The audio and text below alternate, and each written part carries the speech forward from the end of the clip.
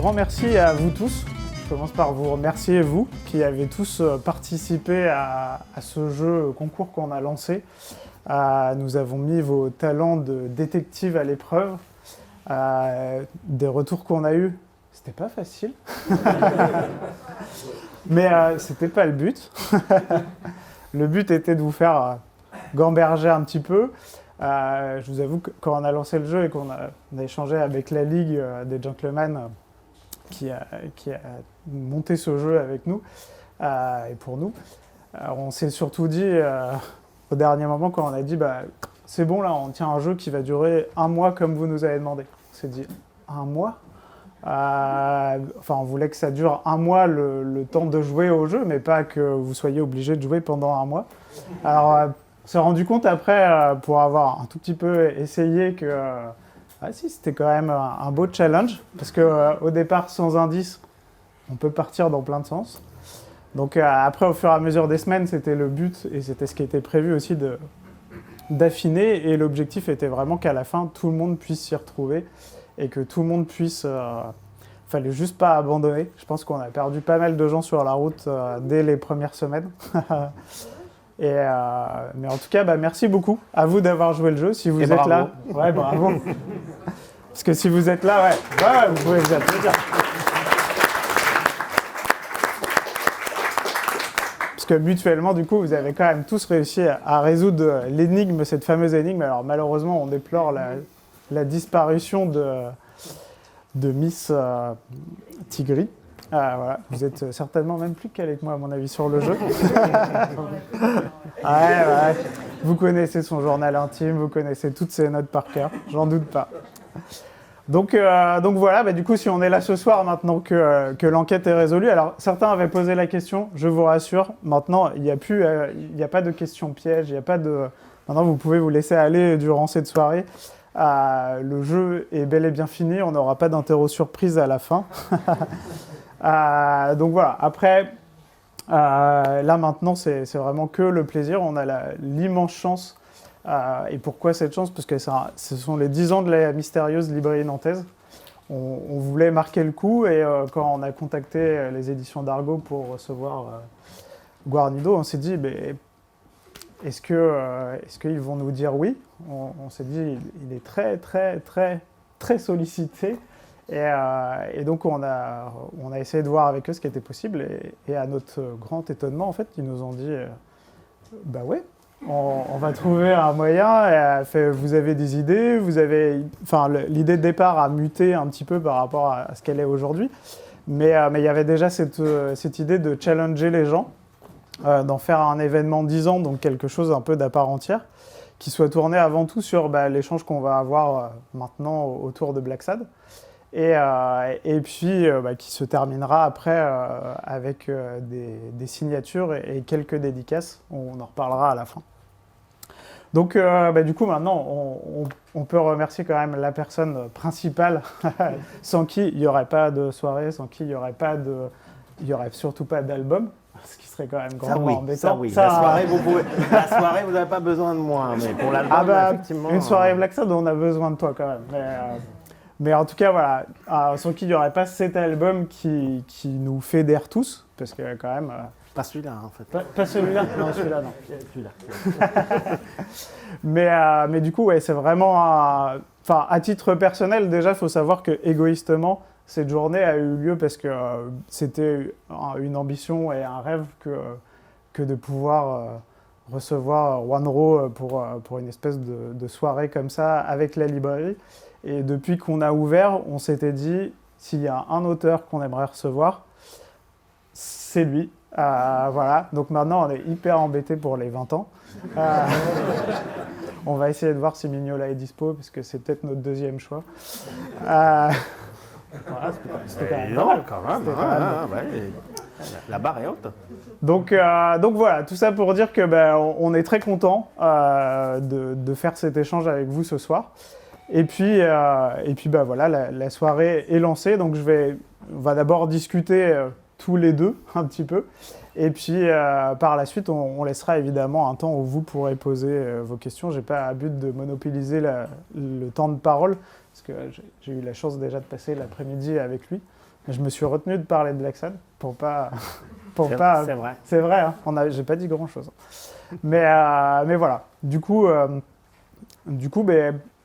j'avais envie de démarrer par comment toute cette aventure a commencé et dans quel état d'esprit est-ce que vous étiez, puisque même si on te reçoit ce soir, c'est une histoire de duo, cette aventure.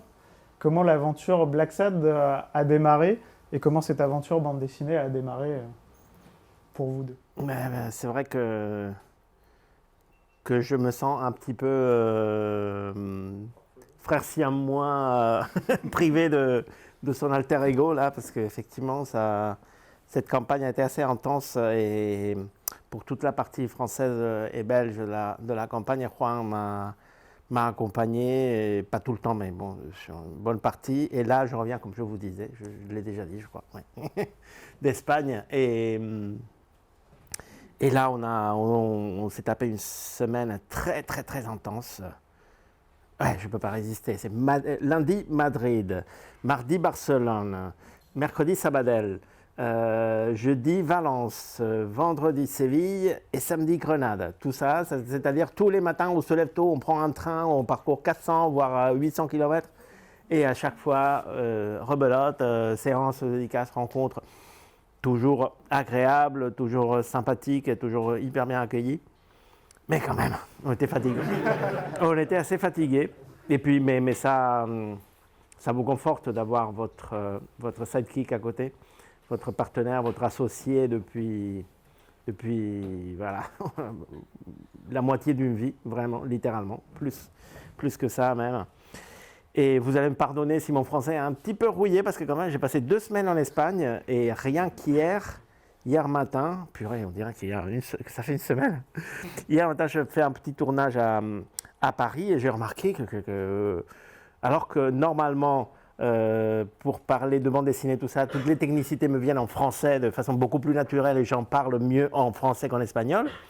Après toute cette semaine, voilà, je m'étais forcé, mine de rien, à tout reformuler en espagnol. Et là, je rentre en France et c'est mon français qui est rouillé. Donc, pardon d'emblée si jamais je bloque sur des mots voilà, où je trouve pas la phrase ou la technicité qu'il me faut. Et puis, ouais, je vais peut-être répondre à la question. Si tu veux.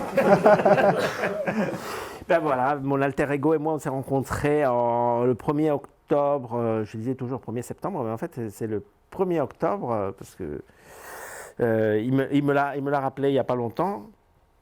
C'était juste après l'été où j'avais fini les Beaux-Arts, et je n'avais pas de boulot, je ne savais pas qu'est-ce que j'allais faire. Et un copain, j'ai reçu message par un pote interposé d'un copain qui travaillait déjà dans le dessin animé à Madrid. Alors que j'étais à Grenade, dans le sud de l'Espagne, et je me suis dit, bon, je vais peut-être risquer ça. Et du coup, je suis allé à Madrid voir ce studio où travaillait ce copain.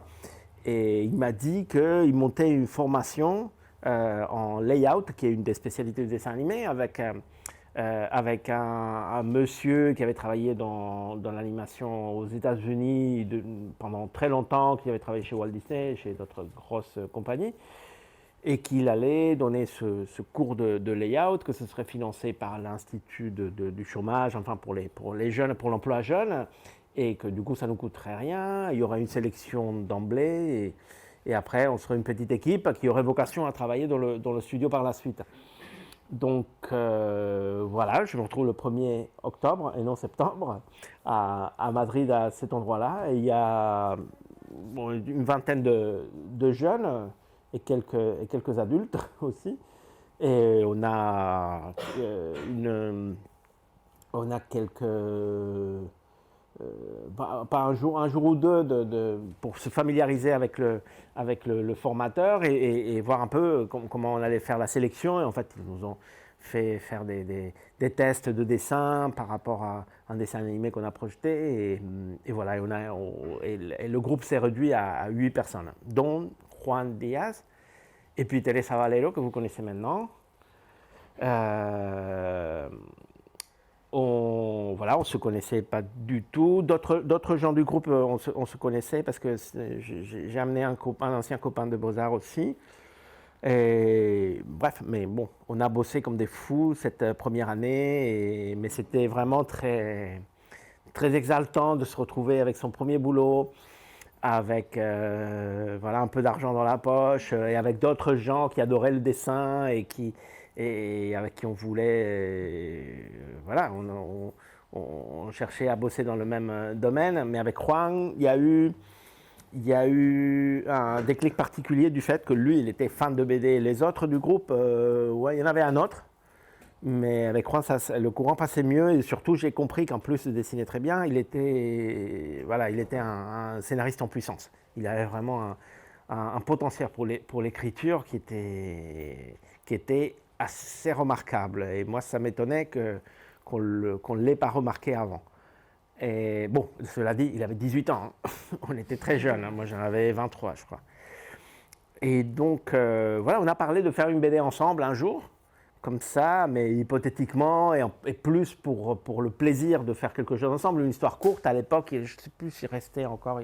Oui, il restait encore 1 ou 2 magazines dans le marché éditorial espagnol. Et voilà, on s'est dit qu'une histoire courte, ce serait quelque chose de pas trop ambitieux et qu'on pourrait, et que ce serait un plaisir de le faire ensemble. Entre-temps, je déménage en France, je commence à travailler pour Disney. Lui et le reste du groupe montent un studio de dessin animé en Espagne. Et lui, il me relance sur cette histoire de BD. Il m'envoie le scénario d'une BD courte qui n'a pas vu le jour, mais sur laquelle j'ai travaillé un petit peu et qui peut-être un jour je finirai par dessiner. Mais entre-temps, voilà, les mois passent et lui, il me relance, mais en me disant, mais en fait, il faudrait qu'on fasse un album. Et je dis, mais t'es fou, je bosse pour Disney, toi tu bosses avec votre studio, vous essayez de lancer ça, de mener une entreprise à bon terme, tu te rends compte de ce que tu dis. Je dis si, quand même, tu es en France maintenant et le marché de la BD en France, il est très important, il faut en profiter. Et je me souviens à ce moment-là qu'un peu avant, il m'avait montré des histoires d'un personnage, d'un chat détective qui s'appelait Black Sad. Et c'était des histoires courtes en noir et blanc, très inspirées de Alaxiner, de Muñoz et Sampaio. C'était un dessin très simple. Il faut rappeler aussi qu'il avait à peine 20 ans. Il n'y avait pas encore la maturité que ça précisait, mais de toute façon, son approche était beaucoup plus, on va dire, minimaliste. Alors que moi, je voyais ça quand j'ai lu ces histoires et ce personnage, j'ai vu la sonorité aussi du nom de Black Sad. Je me suis dit, waouh, là, il y a de la matière et surtout, il y a de la matière pour moi à dessiner. Mais vous pouvez le voir, C'est vraiment, vous le connaissez, c'est le truc. Je pense que vous le voyez quand même, que j'adore dessiner ça. Ça se voit. Je pense que ça se voit. Bah, imaginez ce que c'était pour moi de voir des histoires dessinées par un autre et avec un style complètement différent. Et me dire, j'adore ça, pourquoi, nom de Dieu, c'est pas moi qui ai eu cette idée. C'est trop bien, j'aimerais avoir eu l'idée de ce personnage. Donc du coup, je lui ai piqué. Je lui ai proposé, au moment où il me relançait avec cette idée très ambitieuse de faire un album, et je lui ai dit, d'accord, mais il faut que ce soit Black Sad. Et là, il a été très surpris, il s'y attendait pas du tout. Il me dit, mais ah bon, mais pourquoi? Je dis, parce que j'adore. De toute façon, je suis jaloux depuis que j'ai vu tes histoires, je suis jaloux de ne pas pouvoir dessiner ça. Ça me fait rêver. Ça me faisait rêver. Et bon, et voilà, la promesse a été tenue parce que tout de suite, dès que je me suis mis à travailler dans Black Sad, j'ai vu que c'était pour moi un bonheur. Et pourtant, j'ai mis un peu de temps, j'ai mis quand même 4 ou 5 ans avant de lancer le truc. La première année, tout de suite, il a créé le scénario et j'ai fait le storyboard. Mais j'ai encore hésité pendant 3-4 ans parce que je disais que je n'étais pas sûr du style, enfin que je voulais en tout cas perfectionner ma technique d'aquarelle et déterminer bien le style que j'allais utiliser. jusqu'à ce qu'un autre copain me dise non, mais là, tu es en train de tourner en rond pour rien. Il faut que tu prépares quelques planches, arrête de faire des croquis par-ci, par-là et tout. C'est bon, tu as le personnage en main et si tu ne l'as pas, c'est pas grave, il viendra. Mais il faut que tu montres ça aux éditeurs en France. Il faut que tu envoies ça à Casterman, il faut que tu envoies ça partout. Et voilà. Donc, et pour faire ça, pour montrer un projet, en général, les éditeurs, le procédé, c'est de montrer du matériel, un synopsis de l'histoire et tout, mais minimum 2 ou 3 pages finies, 2 ou 3 planches finies de votre projet, parce qu'on dit, ouais, cet avion va voler, mais bon, vous pouvez promettre que ça va voler, on veut le voir voler. Un éditeur a besoin de voir à quoi ça va ressembler vraiment le produit final. Donc j'ai fait pas mal de crayonnés, une bonne douzaine, mais après mes 3 planches finies. Et c'est ça que j'ai envoyé aux éditeurs. Voilà, il y a eu de l'intérêt de la part de Delcourt, de Casterman, mais finalement c'est Dargaud qui l'a emporté, et le reste, vous connaissez. Après, c'est ça, le tome 1 est paru, et donc Canales a perdu 50% de ses droits. Je pense qu'il a gagné quand même dans l'opération. Je pense que son Black Sad n'aurait pas donné la même chose. Non, ça n'aurait pas donné la même chose. Je pense que je lui dois tout. Parce que c'est lui qui a inventé le personnage. C'est lui qui a eu l'idée de Black Sad, l'idée de cet univers animalier et pourtant inscrit dans les codes du polar classique. C'est lui qui m'a offert cet univers et la possibilité de travailler sur un projet qui allait me combler au-delà de toutes mes attentes. Parce que aussi il m'a fourni des scénarios merveilleux avec des personnages hyper attachants et des situations incroyables à dessiner. Mais moi j'y ai contribué aussi un petit peu. Je pense que le matou, le personnage charismatique, le chat élégant dont tombent amoureuses les filles, chose qui me sidère, mais il me sidérera toujours, parce que depuis le premier tome, j'arrête pas de... Bon, enfin, ça, c'est pas venu immédiatement, mais au bout de quelques... je sais plus, c'était même pas au deuxième tome, dès le premier tome, les lectrices ont commencé à me dire « Qu'est-ce qu'il est beau oh, qu'est-ce qu'il est beau, votre chat oh, il est trop sexy !» Ah, moi, c'est mon héros de BD préféré avec Corto Maltese, mais je crois que je préfère encore à Corto. Ah, il est beau, ah, il est hot. Je dis, bon, arrêtez un peu, c'est un chat. Il dit, bah, justement, on adore les chats. Bah, et là, aujourd'hui, j'ai compris. Mais à l'époque, moi, je suis tombé des nues. Je disais, non, mais vous êtes folle. Elle, ah non, il est trop beau. Et du coup, je pense que c'est pas pour rien si je l'ai rendu de plus en plus beau. Il s'est embelli au fur et à mesure des albums. Oui, dans le premier, en plus, bon, c'est pas que ça, mais c'est l'évolution naturelle du personnage. Dans le premier, il a plus une tête de chat que la tête qu'il a aujourd'hui. C'est une question de la construction de son crâne et tout. Dans le premier, il a un crâne plus ressemblant à un crâne de chat. On le voit beaucoup sur les toutes premières planches, c'est très marquant quand on ouvre aujourd'hui. Les premières planches, elles sont carrément ratées. Il a une tête de phoque. Donc là, du coup, moi je l'ai refait avec grand plaisir, sauf que c'était pas possible. Au bout d'un moment, il faut que vous fassiez le deuil du travail que vous avez raté et que vous avanciez sur vos projets, parce que sinon on s'en sort jamais. Mais voilà, je tâtonnais encore. C'était les premières planches, je tâtonnais encore. Et bon, par la suite, il a pris forme. Et c'est vers la fin du deuxième tome que vraiment il a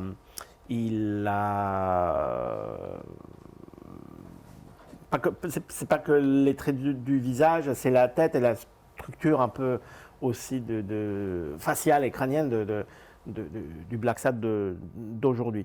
Je le fais de plus en plus. Déjà dès le début, il ressemblait, il y avait quelque chose de Marlon Brando chez lui. Mais de plus en plus, je l'ai fait ressembler à Brando parce qu'il y a quand même un regard feutré, le nez aquilinque de Black Sad, ce côté très très très viril et doux en même temps. Il y a quelque chose dans ce regard très noir.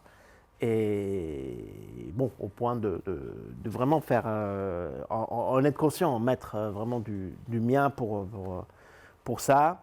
Mais ça a été petit à petit, il a évolué. Tous les personnages de BD évoluent. Vous regardez les Astérix le Gaulois et Obélix et compagnie, et vous vous dites qu'est-ce qui s'est passé ici.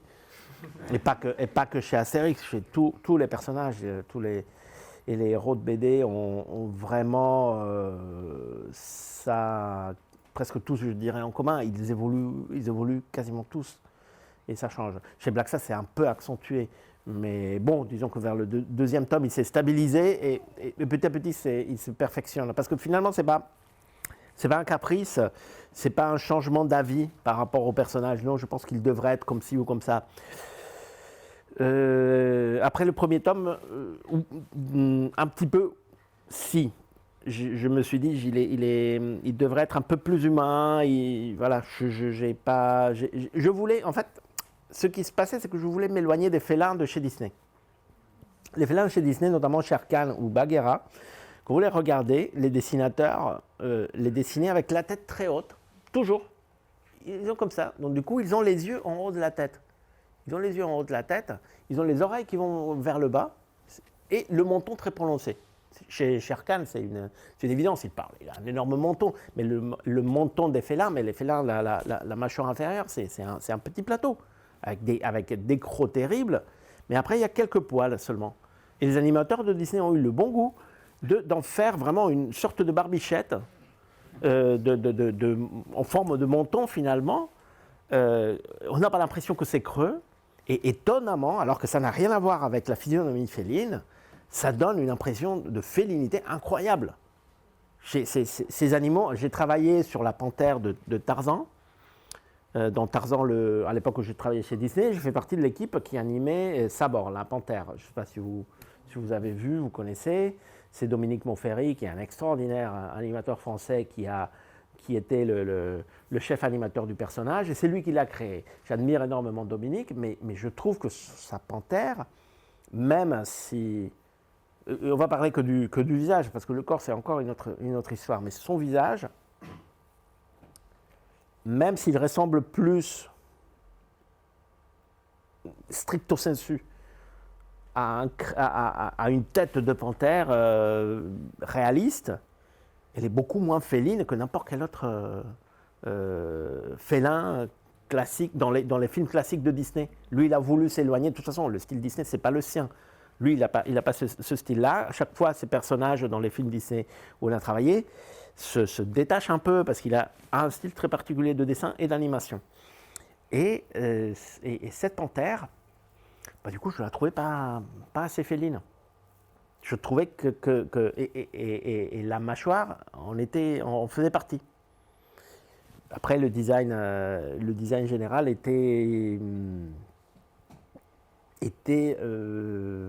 voilà, un peu trop réaliste. C'est ce qu'il voulait aussi, dans le sens où c'était un monstre quasiment. C'était pas un personnage qui parlait, tu vois, c'est pas comme les autres animaux, c'était pas comme Bagheera ou Shere Khan, ou je sais pas quel autre, oui, ou même Thomas O'Malley dans les chats dans les Aristochats, et O'Malley en particulier, qui a aussi une façon de parler un peu aussi comme Bagheera, qui a aussi un gros menton, et oh là là. Bon, désolé, mais il faut que je le raconte. J'ai regardé récemment, pas récemment, il y a une petite dizaine d'années, je pense, que j'ai re-regardé les Aristochats avec mes enfants. Il y a mon grand qui dit, il y a Thomas O'Malley qui apparaît en chantant, et il dit, on dirait papa, on dirait c'est toi, il te ressemble. Et bon, d'accord. Bon. Donc voilà, il trouvait que O'Malley avait quelque chose de moi. Et c'était juste pour vous faire rigoler, mais c'est strictement vrai. Et donc, voilà, lui, avec ce personnage de Sabor, il voulait fuir un peu ce qui était le félin typique dans le style Disney. Et moi, j'ai commis la même erreur. Dès le début, je me suis dit, il faut que je m'éloigne de ça et que je fasse mon propre félin. Et notamment l'histoire du menton, je me disais, je ne veux pas. Et dans la couve du premier tome, justement, il a pas un menton, il a la petite touffe de poils sous la lèvre, mais il n'a pas le menton qu'il a dans la couve de Âme Rouge. Déjà, parce que celui qu'il a là, et sur la couve, c'est flagrant aussi. On le voit et du coup on fait quand même, on voit qu'entre les couves du tome 1, 2 et 3, où on le voit tous les trois de face, voilà, le menton il a gagné en importance.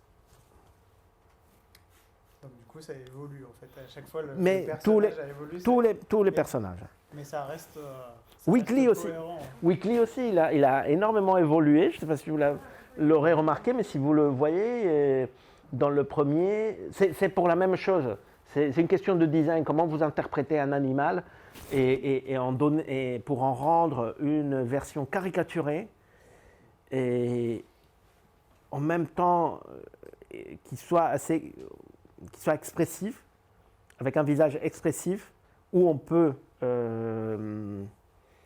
qui puisse incorporer des expressions humaines très... dans tous les sens, enfin un spectre aussi large d'expression que possible, et que le design soit sympa, quoi, qu'il y ait un travail vraiment de création, de réinterprétation, de caricature et de stylisation, voilà le mot qui ne me venait pas, de l'animal en question. Et mon premier design de Weekly, son museau est plus carré, même l'angle entre le front et le museau est plus carré. Il est beaucoup trop poilu, il n'a pas un cou assez long. Donc du coup, on dirait pas une fouine. Beaucoup de gens ont pensé que c'était un petit renard. Et petit à petit, si vous, alors comme ça se voit pas, mais si vous prenez Arctic Nation et vous prenez le dernier tome et vous vous dites, mais c'est pas le même personnage. Qu'est-ce qui est arrivé? J'ai rien vu passer. Alors que si, maintenant Weekly, il a le museau un peu plus en continu, la forme de la truffe a changé aussi. Là, c'est vraiment un petit furet, une petite fune. Et le cou un petit peu plus rallongé aussi. Tous les personnages ont fatalement vocation à changer un petit peu, tant que l'intention première était, était pas aboutie. Et malheureusement, c'est difficile de taper dans le mille au premier coup. Et pourtant, quand même, le premier coup était un sacré coup, puisque quand le premier album est sorti, ça a été une évidence. Enfin, j'imagine que vous étiez dessus, donc vous étiez investi et tout, mais on n'envisage jamais, on a envie que ça marche et on a envie une fois que le projet sort. Mais quand c'est arrivé en librairie, enfin, je m'en rappelle encore, il y avait cette évidence quand on l'a reçu, les libraires s'en sont emparés, il y avait un enthousiasme et l'éditeur n'avait pas faim non plus son enthousiasme dans l'accompagnement, parce qu'il y a eu très vite un making-of du tome 1, avec déjà une petite preview du tome 2, et ça, ils y croyaient à là, c'était particulier. Oui, mais là, c'était particulier parce que c'était pas Dargo, ça avait été Imbroglio. Après, ça a été réédité, parce qu'Imbroglio a disparu, c'était un petit éditeur de Lille, mais bon, c'était l'initiative de Imbroglio. À la base. Mais cela dit, la première édition de Black Sad, ça c'était toute une histoire aussi. Le premier Black Sad, on est des parfaits inconnus dans la BD. On a tous les deux un peu de carrière dans le dessin animé, mais pas tant que ça finalement. Et on propose un projet, Darko dit oui, et puis à l'époque, ouais, c'est ça ce que je disais à l'époque, 8000 exemplaires, c'était tirage basique d'une nouveauté en bande dessinée. Aujourd'hui, c'est beaucoup moins, beaucoup moins. Mais bon, à l'époque encore, ouais, voilà, c'était un tirage moyen. Nous, on ne savait pas si ça allait marcher ou pas, mais on avait mis le paquet. On s'était donné, on avait mis énormément d'amour dans le projet. Et quand l'éditeur nous dit « Ouais, on a pensé qu'on va le tirer à 15 000 exemplaires. » Quoi ? Bah, c'est beaucoup, c'est le double. Donc, je dis, oui, c'est le tirage d'un gypsy. Je dis, c'est pas possible. Marigny, il a quand même déjà beaucoup d'albums sur le marché. Oui, non, mais on est confiant. Et puis après, ils vont voir les représentants, ils fournissent le matériel aux représentants, ils viennent vous voir les libraires. Ils sont de les libraires, ils reviennent, et l'éditeur qui nous dit non, finalement, on va le tirer à 30 000. What? Les libraires s'emballent un peu trop. Je dis, non, mais attendez, et qu'est-ce qui se passe ici, non? Ça nous dépasse, ça nous dépasse. On attend, c'est tiré à 30 000. Et la semaine d'après, ils nous disent on va réimprimer parce que ça part tellement vite on craint ne pas avoir d'exemplaires pour Angoulême. Qu'est-ce que vous faites avec ça? Ça vous dépasse. C'est vrai que pour nous, ça a été. Ouais, non, mais comme je disais tout à l'heure, pour moi personnellement, Black Sad, ça a dépassé mes rêves les plus fous au niveau de ce que ça pouvait être du bonheur personnel, de mon accomplissement professionnel, artistique, de la motivation, de l'inspiration que j'ai trouvé dans ce matériel. Mais voilà, aussi la réponse du public, ça a été, évidemment, on ne pouvait pas s'y attendre. Ouais. Puis là, ça c'était le tome 1, mais le tome 2 en tant que lecteur aussi, puisque moi je m'exprime plus en tant que lecteur, mais en tant que lecteur, on se rappelle, on attend après ce tome 1 qui est une énorme claque, le tome 2, et là on a l'impression que ça s'envole, et en fait on découvre, alors moi ce que j'ai découvert dans le tome 2, au-delà de l'histoire qui est parfaite du début à la fin, avec chaque personnage et d'une surpuissance d'évocation et tout ce qu'on veut, c'est la couleur en fait. Dans le premier album, il y avait déjà de la couleur, mais ça n'avait pas, pour moi en tout cas, ça n'avait pas marqué le fait que la couleur soit aussi précise, choisie et pensée à chaque endroit. Alors que dans le deuxième, il y a ce truc à la lecture où on sent que la couleur devient presque un acteur de l'histoire. Oui, totalement.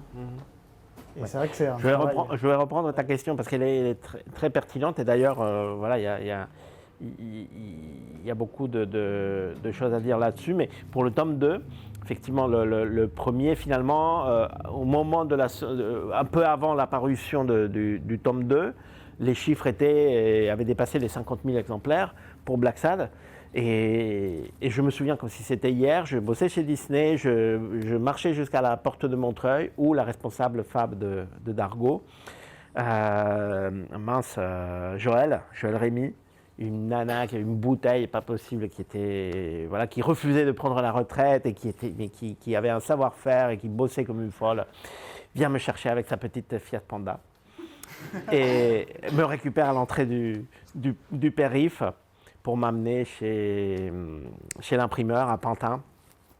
Je rentre, salut Joël, bisous, paf.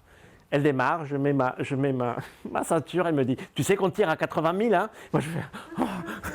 J'ai une bouffée de chaleur, mais vraiment, je me suis dit, je vais m'évanouir, j'ai eu un truc, mais vraiment une bouffée de chaleur. Je me dis, putain, quoi? De quoi tu me parles? Elle dit, oui, on ne veut pas être à court pour après, non, on est confiant, t'inquiète pas. Et moi, 80 000? Putain, c'était énorme. Donc voilà, déjà, tu vois, ça a évolué, c'était un pas de géant. À chaque fois, c'était un truc démesuré. Et c'est ça, et juste pour mettre à une échelle, aujourd'hui, c'est combien le dernier? Il a été tiré à combien? À 300 000. Bon, je ne sais pas si vous vous rendez compte de l'échelle, mais... Qu'en français. Qu'en français, oui. Qu'en français, ouais, alors pour vous donner des échelons, il y a Black et Mortimer qui est la deuxième après Astérix. Enfin, Astérix vole très très loin. Elle est tirée à 2 millions, je crois, pour la France. C'est 500 000 Black et Mortimer, voilà, pour vous donner une échelle. Voilà, déjà, les bouquins qui dépassent les 100 000 exemplaires, le tirage, c'est pas... Vous pouvez les trouver dans les revues spécialisées d'édition. Ils font les top 20 de la fin d'année et il n'y en a pas beaucoup, en fait. Donc c'est vraiment... Ça montre que ça s'est envolé très vite. Oui. Et du coup, mais à chaque fois, c'est, comme je dis, des pas de géant. Tout est démesuré avec Black Sad. Et on en est très content. Hein, on s'en plaint pas. Mais par rapport à la couleur, ce que tu disais, une des choses que j'avais envie de faire avec cette idée de Black Sad originaire, le Black Sad primitif, comme on l'a appelé parfois, ce Black Sad de Juan Diaz, une des choses qui me motivait, c'était le faire en couleur aussi. Même si c'était un polar, mais à l'époque, il faut penser que c'est il y a déjà plus de 20 ans. C'était difficile de placer un album noir et blanc. Aujourd'hui, vous avez des romans graphiques et tout ce que vous voulez en noir et blanc, il n'y a aucun problème. Et les éditeurs ne sont pas du tout réfractaires. À l'époque, si, ils l'étaient. Donc moi, je me disais que de toute façon, il faudrait le faire en couleur, mais de toute façon, c'est ce que je voulais. Je voulais travailler une palette de gris assez sombre, voilà, qui rapproche un peu de la photo du film noir, sans être du noir et blanc. Ce qui est présent du coup plus dans le tome 1, hein, vraiment. Oui, tout à fait, tout à fait. Ça, c'est pour le tome 1. Et résultat, même s'il y a quelques séquences avec plus de couleurs, mais en général, c'est un album très noir. Et le deuxième, il y a du blanc à cause de la neige, mais il y a aussi beaucoup plus de variété de palettes. Ça a commencé là, et je pense que c'est monté en puissance jusqu'au dernier tome. Mais tout de suite, je me suis rendu compte que les palettes grises, c'est très bien, mais qu'il faut aussi apporter plus de subtilité dans les couleurs, des nuances et tout ça. J'ai étudié le travail de plein d'illustrateurs, du travail des directeurs artistiques dans les films d'animation, ceux dans lesquels je travaillais et autres.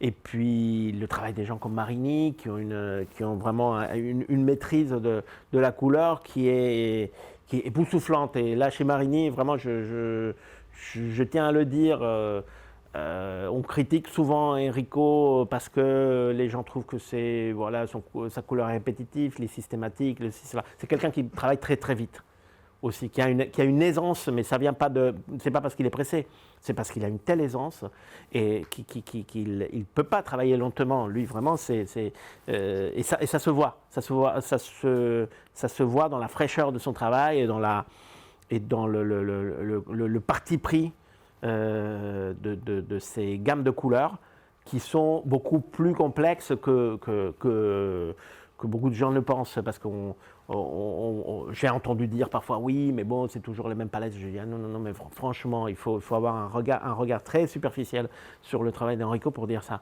parce que c'est vraiment, moi, il ne met pas toujours même, après des années et des années, il arrive avec les Aigles de Rome et je me retrouve avec des palettes, je me dis non, franchement, là, il met pas de quoi. Là, je ne l'attendais pas sur cette gamme de couleurs-là, et il maîtrise, et à chaque fois, c'est maîtrisé. Bon, bref, parenthèse pour parler de mon copain aussi talentueux qui m'a tellement inspiré.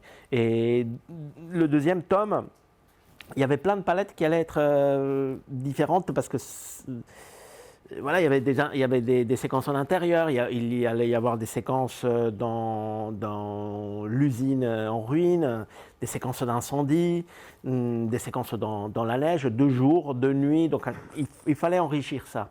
Et voilà, du coup, j'ai essayé d'absorber toutes ces influences et cette richesse présente dans le travail de mes collègues de travail, que ce soit dans le dessin animé comme dans la BD, et puis des grands illustrateurs que j'adore, et puis remonter jusqu'au grand maître de la peinture pour essayer de faire quelque chose de toujours plus riche. Je m'y attelle comme je peux parce que je ne suis pas un peintre. Je ne suis pas peintre, je ne suis même pas un coloriste né. Je ne suis pas un coloriste instinctif. Il faut que je prépare tout ça très bien, mais ça se voit dans les making-of, les bien albums sûr. making-of, on voit, et c'est vrai que j'ai la scène, moi, de la scène, je crois que c'est la scène de fin du 2, où on voit la petite fille qui balance une boule de neige, et du coup, on voit dans le making-of des aquarelles, je crois, qu'il y a genre 4 versions du manteau avec des couleurs différentes et ça. Et on se dit, à l'ère du numérique, c'est facile, il y a un clic droit, un clic gauche pour changer. Mais on sait que c'est pas vrai et que tout est fait. Donc ça doit être un travail titanesque à chaque fois. Il n'y a pas quelque chose d'évident en fait non plus derrière dans le oui, fait de faire c'est pas. Alors, ce qui est titanesque, c'est à la limite le travail dans les albums. Toute cette préparation, ça prend quand même un peu de temps. Ça ne prend pas énormément, ça prend quand même un peu de temps. Ce qui est bien, c'est qu'au fur et à mesure,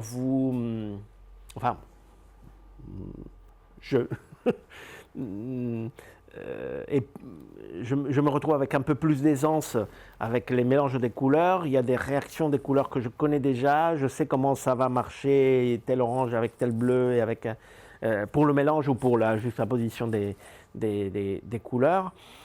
Donc voilà, l'instinct que je n'ai pas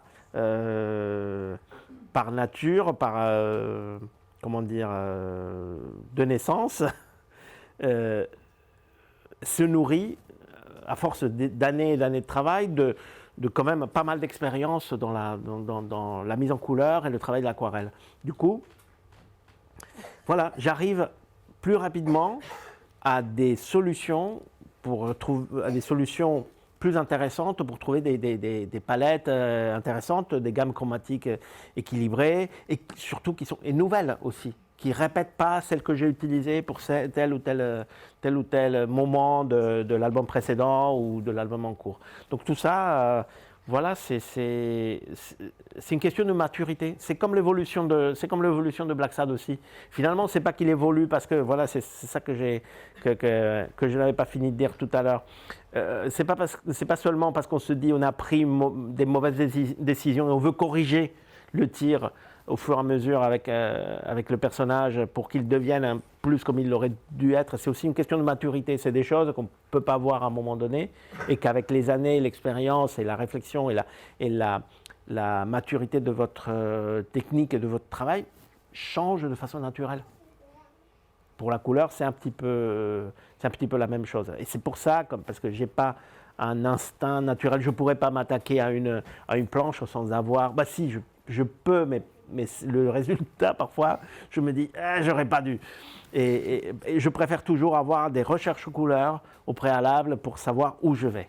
Et avec ces recherches couleurs qui sont dans les albums, dans tous ces making-of et dans l'histoire des aquarelles, là, voilà, j'ai un guide. C'est une technique qui vient du dessin animé. Dans le dessin animé, on fait le même genre de maquette couleur pour toutes les séquences du film. En général, c'est le directeur artistique et son équipe qui s'en occupent. Et c'est une façon, voilà, c'est une technique que j'ai piquée au dessin animé pour travailler toujours sur une base qui me permette d'avancer avec un minimum de sécurité.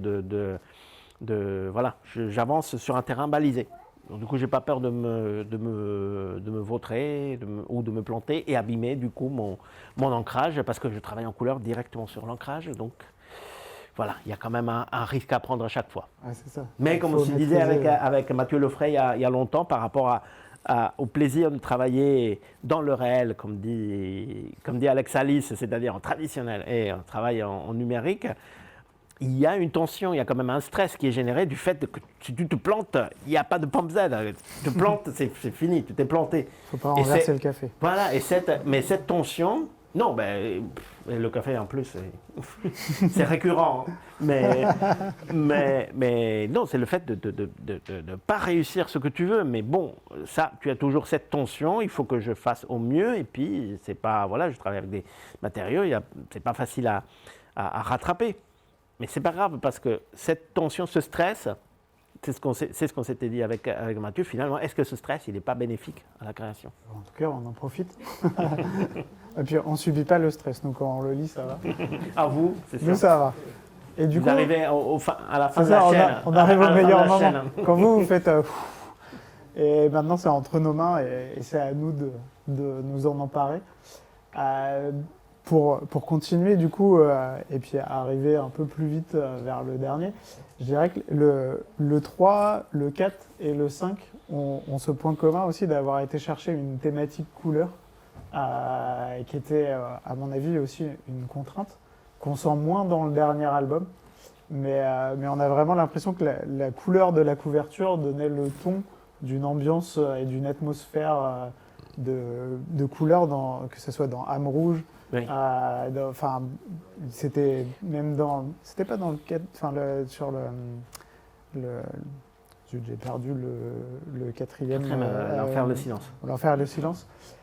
C'était pas dans le titre, la couleur. Non, non, pour une fois. Parce que ça aurait pu s'appeler Peace and Blues aussi, le titre de la chanson. Mais Roy préférait l'enfer, le silence. Cette histoire de couleur, effectivement, c'est venu de façon aussi naturelle que moi, je ne m'en suis pas aperçu. jusqu'à la fin du tome 3. Vraiment, pourtant, après tout le monde. Après tout le monde.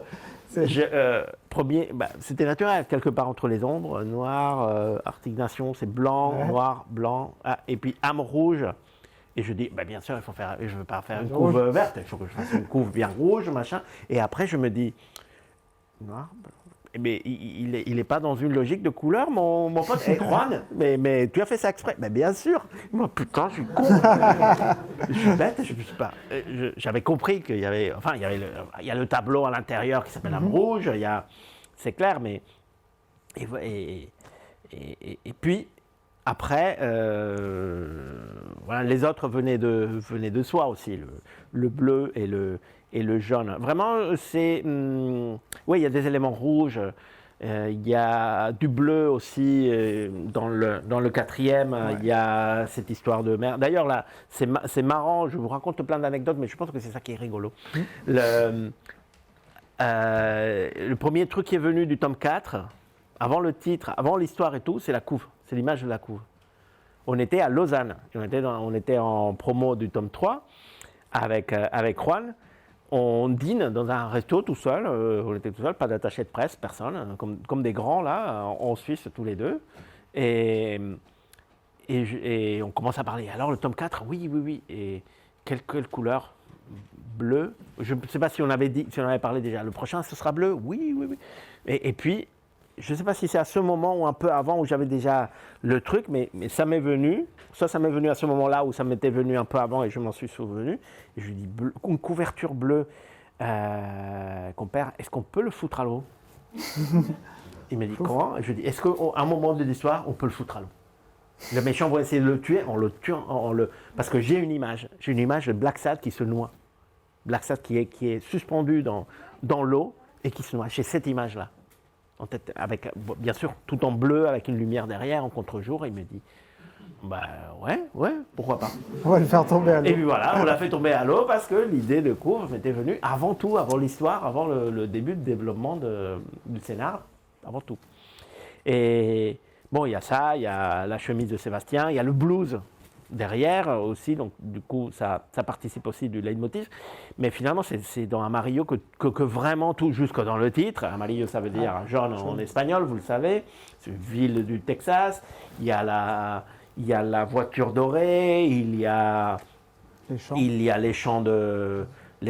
a le cirque qui s'appelle Tournesol et qui a une tente, un chapiteau jaune. C'est le jaune jusqu'à la dernière fleur que Neil met sur le col de sa veste. Il attrape une petite fleur jaune. Il la met sur le col de sa veste avant de mourir, pardon pour ceux qui n'ont pas lu le 5e, mais je pense que c'est une minorité. Et à la fin, on retrouve des fleurs jaunes fanées chez Black Sad parce que Weekly il a oublié de les arroser. Donc voilà, tout était là, c'était vraiment pousser vraiment le leitmotiv de la couleur jaune très, très, très loin. Après ça, on s'est dit, qu'est-ce qu'on fait? Il y a une intégrale, on a appelé ça entre nous le cycle des couleurs. Voilà, on a fait le noir, le blanc, les 3 couleurs primaires. Maintenant, ce serait un peu pâteau de se dire qu'on allait faire une couverture verte et après quoi, une couverture violette, une couverture orange. Déjà, la âme rouge, c'est entre orange et rouge. Couverture quoi? Rose, fuchsia. C'est bon, on arrête les couleurs. C'est pas la peine. C'est bon, ce cycle est passé. Et maintenant, on réfléchit à quelque chose qui pourrait constituer un leitmotiv pour éventuellement un deuxième cycle. Les 5 albums suivants, qu'est-ce qu'on pourrait avoir comme élément commun qui fasse un nouveau leitmotiv, un nouveau fil conducteur? Et en réfléchissant, en sachant que, non, on ne l'a pas trouvé. Parce que, non, c'est pas qu'on n'a pas trouvé, c'est qu'en cherchant, on s'est dit, de toute façon, là, on a un diptyque, et ce qui est important, c'est qu'on conçoive la couve du diptyque. Les couves. Pour le diptyque, c'est très important. Et mine de rien, avec... oui, la couve du tome 7, elle est déjà... C'est un seul dessin. Donc vous allez pouvoir reconstituer le dessin. Et Et oui, et cette main, elle n'existe pas. Elle n'existe pas, la main? Cette main, elle n'est pas dans la couve du tome 2. Elle a été rajoutée. Elle a été modifiée. Donc, et on réfléchit à comment cette continuité, avec le titre, le sujet, le pont, et finalement, on se rend compte que même tout tombe, alors tout tombe, c'est le titre, ça suggère cette symbologie de la verticalité qui est tellement visible, tellement présente dans l'iconographie et la propre évidence visuelle de la ville de New York partout. Cette verticalité qui symbolise aussi les hautes sphères de la société et les classes inférieures, toute cette échelle sociale, cette verticalité physique des bâtiments, des travaux comme le pont. Ah, il n'est pas là, le pont. Il n'est plus sur, pas sur la silhouette. Il y a le pont. Voilà, du coup, tout était là.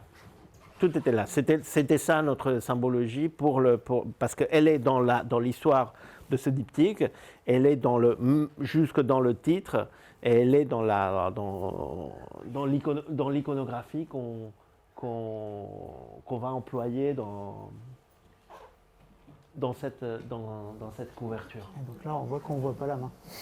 Non, on ne voit pas la main. On ne voit pas la main là. Et dans en haut de cette verticalité dans les sphères des cercles de pouvoir de la ville, il y a ce personnage de Solomon qui voilà, en tant qu'oiseau, et en plus oiseau rapace, oiseau de proie, évolue dans ces hauteurs-là. Il ne vole pas, mais on s'en fout. C'est comme s'il volait, la gravité, ça ne compte pas pour lui. Il se balade les mains dans le dos dans des passerelles minuscules et sur des poutres à 300 mètres au-dessus de l'eau ou au-dessus du sol. C'est comme s'il volait, il est là, c'est son milieu. Et ça en fait un personnage, en plus de comment il est écrit le personnage, rien que cette attitude qui est déjà dans le scénario. Tu vois, ce n'est pas des choses que j'invente, c'est des choses que je récupère du scénario. Et que, voilà, évidemment, après, je le mets en valeur dans mon dessin, mais vous imaginez ce que c'est que de travailler avec un matériel aussi riche. Oui, c'est ça, le scénario. C'est le bonheur du dessinateur, quoi. Le scénario, il est déjà hyper précis. Il est très, très précis. Même s'il n'est pas précis au niveau du découpage.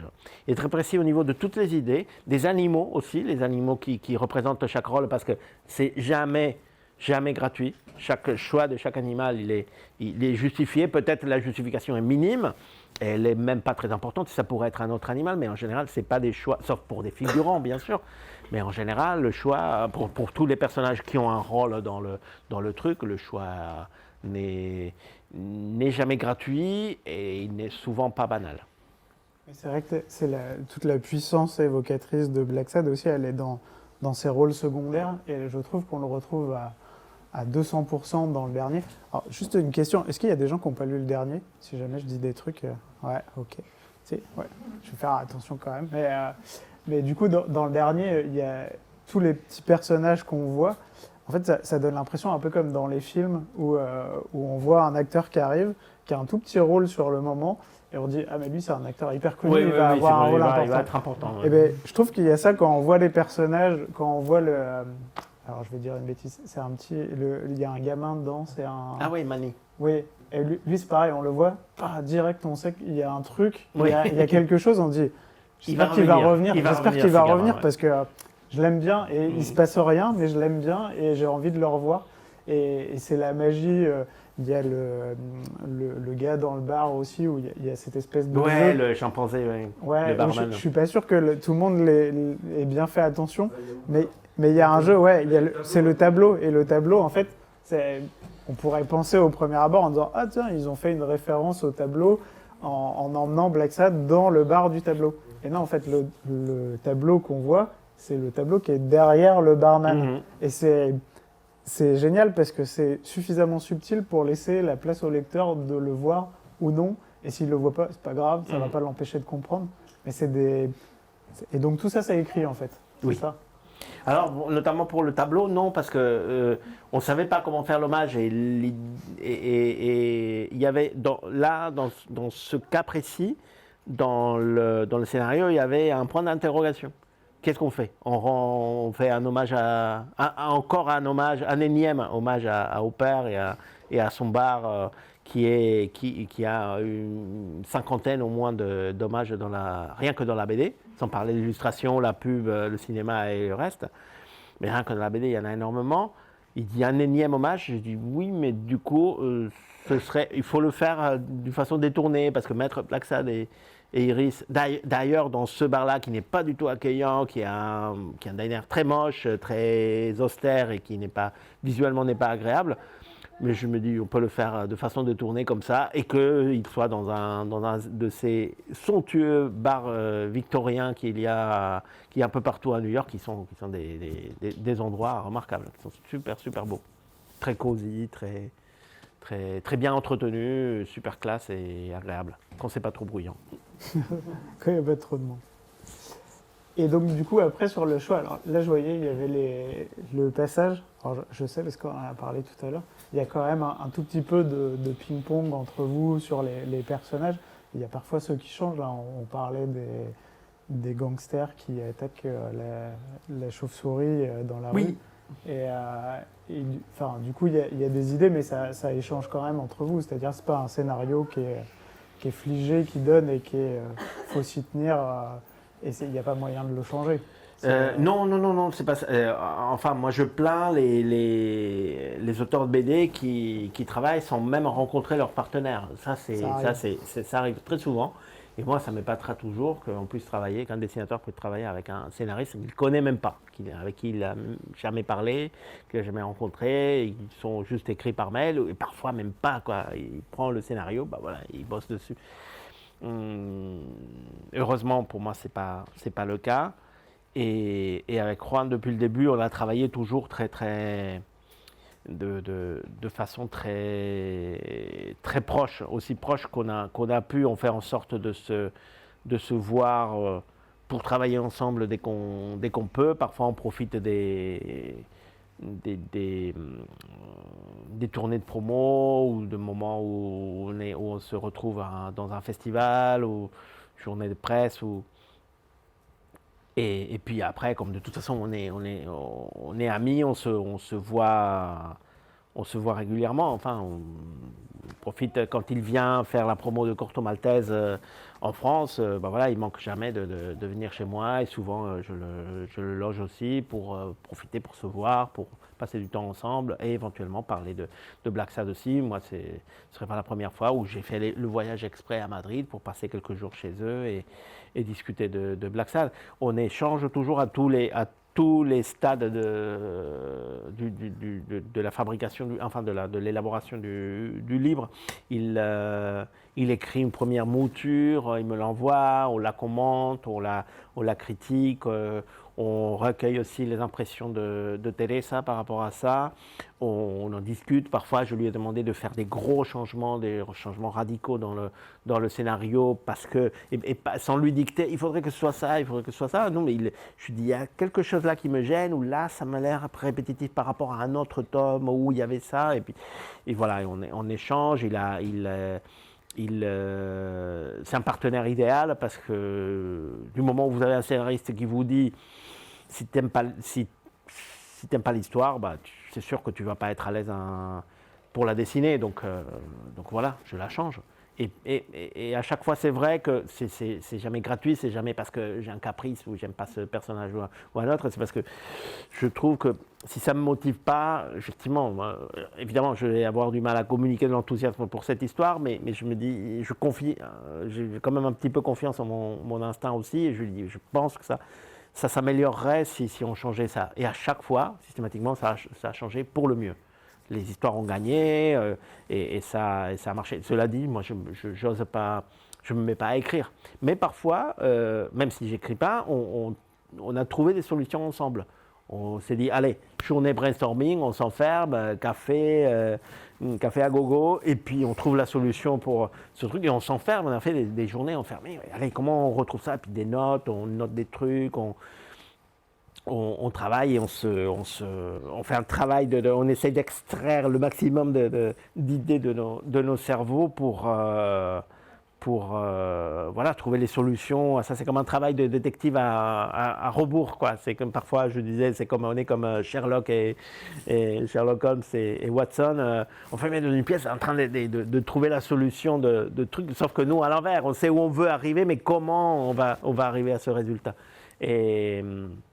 Et c'est toujours très, très satisfaisant de travailler comme ça et productif.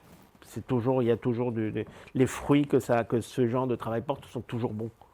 Et à la fin, on se retrouve voilà, avec des meilleures histoires où on s'est tous les deux investis à fond et on est content d'avoir trouvé la solution ensemble. C'est un peu comme ça que je travaille aussi avec Alain Hérol sur les Indes et c'est très satisfaisant de travailler comme ça avec les scénaristes. Et puis, d'un autre côté, voilà, à chaque stade, on révise. C'est jamais un truc immuable, genre, voilà, c'est fait, maintenant, c'est gravé dans le marbre et on n'y touche plus. On peut ajouter, tant que c'est pas fini, que les planches ne sont pas finies, il y a toujours lieu de faire évoluer les choses, de changer les choses. Avec Juan, on ne change pas tellement. Une fois le bon scénario écrit, il peut y avoir des modifs, mais en général, voilà, ça va. Il n'y a pas de remise en question de trucs. Ça peut arriver, mais c'est rare. Et par contre, aussi, au niveau du dessin, je lui montre toujours ce que je fais à tous les stades, toutes les recherches de personnages. Je valide jamais un personnage sans lui avoir montré avant. Voilà, le découpage et tout ça, je lui montre tout ça et tous les croquis des pages. Et à un moment donné, effectivement, il faut qu'il lâche prise pour que je fasse l'ancrage et la couleur de la planche. À partir de là, oui. Et encore là, je pense que si je faisais une planche où je me suis planté, ce personnage, je l'ai mal interprété, parce que ça, c'est arrivé que je mal interprète l'attitude d'un personnage dans le scénario, et du coup, ça se retrouve dans la page finale. Ça, c'est arrivé, je ne vous dirai pas où, mais il y a un moment où Juan, il a mis des années à me le dire, mais en fait, là, j'étais un peu frustré. J'ai dit, merde, mais j'avais pas compris que j'avais mal interprété l'intention des personnages à ce moment-là, et c'est un moment important, et lui, il m'a toujours dit, c'est pas grave. Et moi, si, pour moi, c'est grave. Et du coup, maintenant,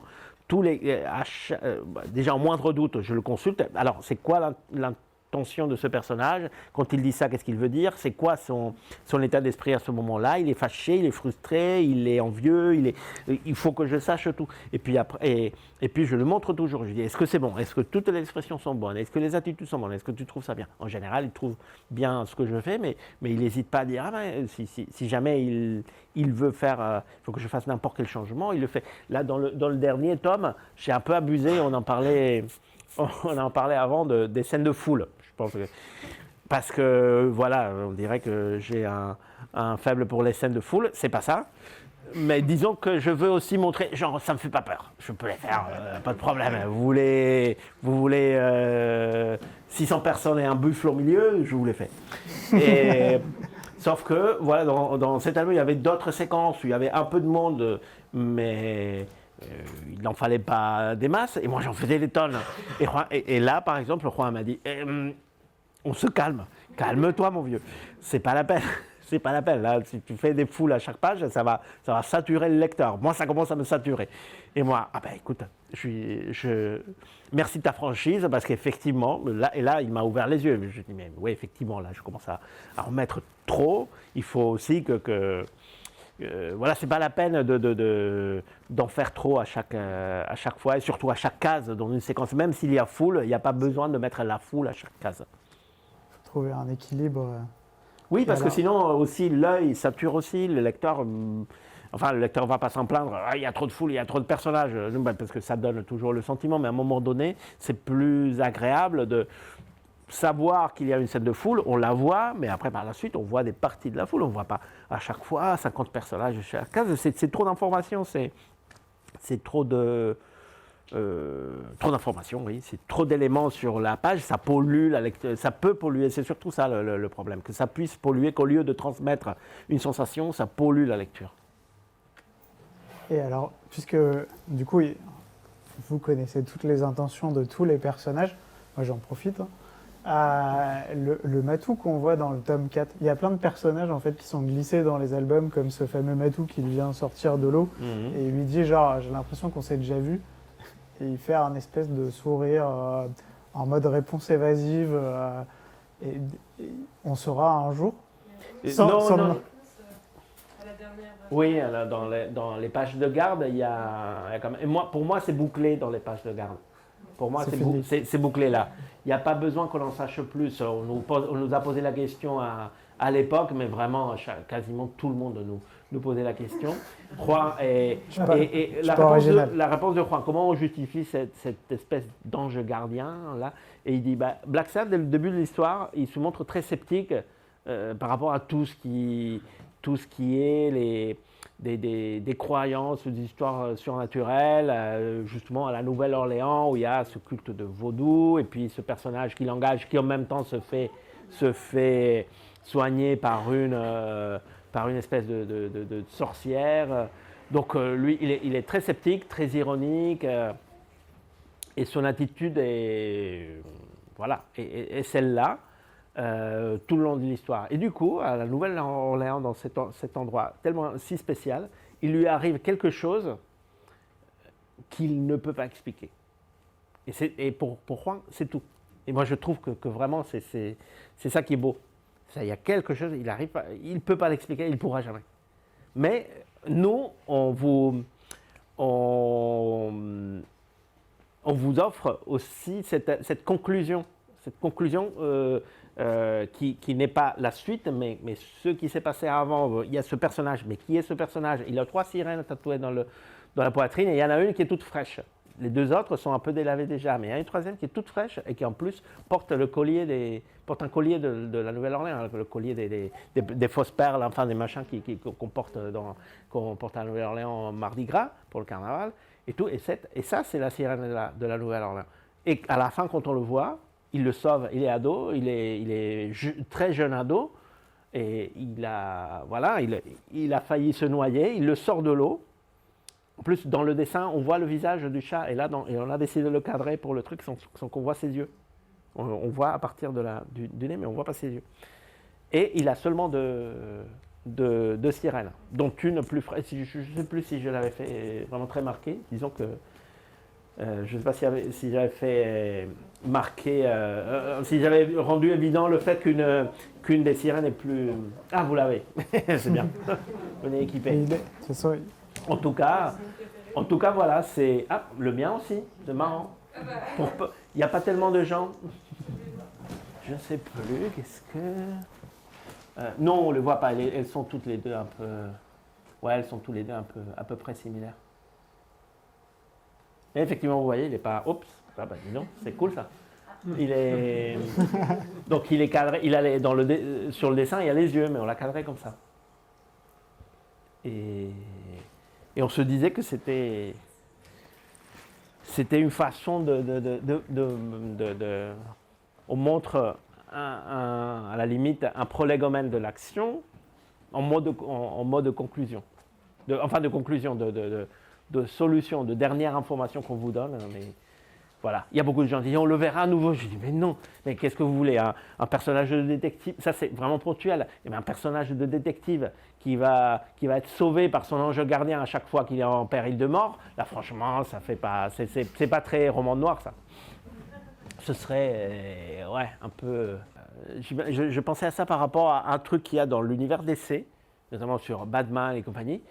Il y a, je ne sais pas qui a été le scénariste, qui a inventé un truc qui s'appelle le puits de Lazarus ou Lazare, où on ressuscite les gens. Je dis, mais alors il n'y a plus...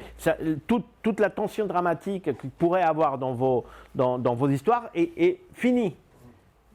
On n'a plus rien à foutre de ce qui se passe, parce que de toute façon, si un personnage meurt, il pourra toujours être ressuscité.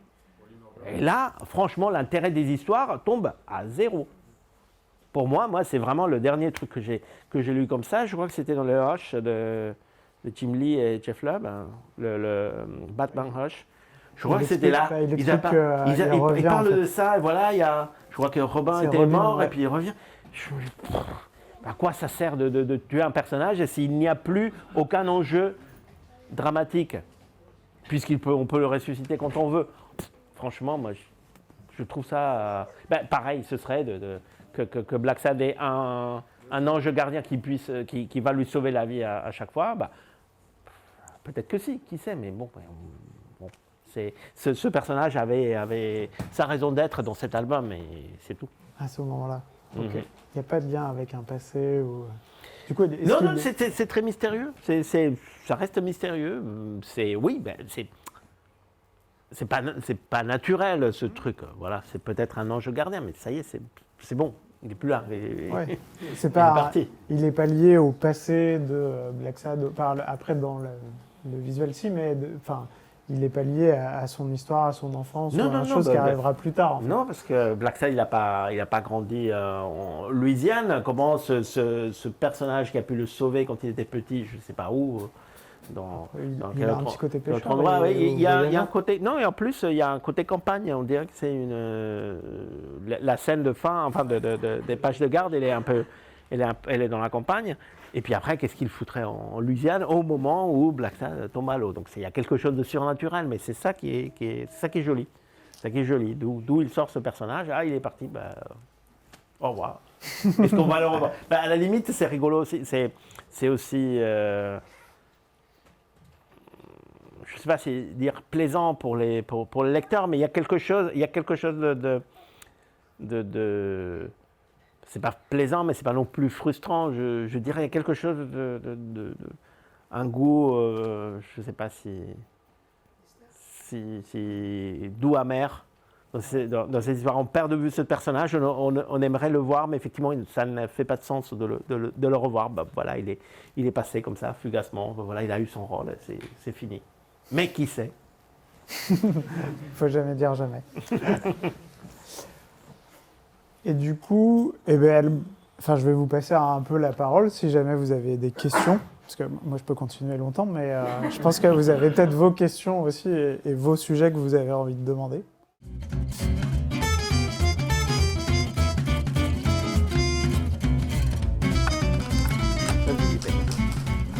Ma question porte sur les scénaristes, dessinateurs. Parce que là, en fin de compte, tu travailles avec des scénaristes, dessinateurs. Mais ils ne travaillent pas du tout de la même manière, je sais pas. Parce que je crois qu'Alain, il fait quand même des storyboards dessinés. Oui, mais il a fait Et ça... Teresa a fait comment, elle? Teresa pour Pour Sorcellerie. Sorcellerie. Pour Sorcellerie, elle m'a fourni des scénarios. Au début, c'était un peu comme ceux de Black Sad. C'est un scénario quasiment de dessin, comme un scénario de dessin animé, c'est-à-dire une pièce de théâtre, finalement. Mais avec Sorcellerie, pour gagner du temps, à partir du deuxième, elle m'a fait un découpage par planche.